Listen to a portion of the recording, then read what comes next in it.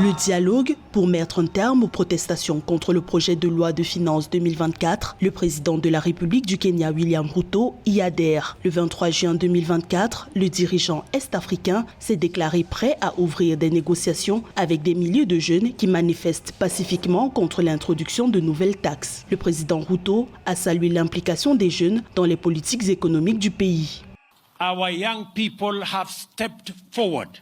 Nos jeunes se sont engagés dans les affaires de leur pays. Ils ont fait leur devoir démocratique de se mettre en avant et d'être reconnus. Et je vous le dis, nous aurons une conversation avec vous.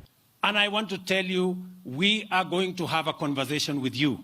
Les jeunes Kenyans reprochent à l'exécutif de ne pas tenir la promesse de réduire le coût de la vie. Seulement pour le gouvernement, l'élargissement de l'assiette fiscale répond à un impératif de réduction du poids de la dette extérieure qui s'élève à plus de 42 milliards de dollars. De plus, le taux d'inflation dans le pays a reculé, passant de 19,72% en novembre 2023 à 12,2% en mai 2024. And we will support all institutions. Nous soutiendrons toutes les institutions pour qu'elles prennent des décisions pour le Kenya afin qu'ensemble nous puissions être une grande nation. Nous devons continuer à être un pays pacifique, une nation de droit. Nation of the rule of law.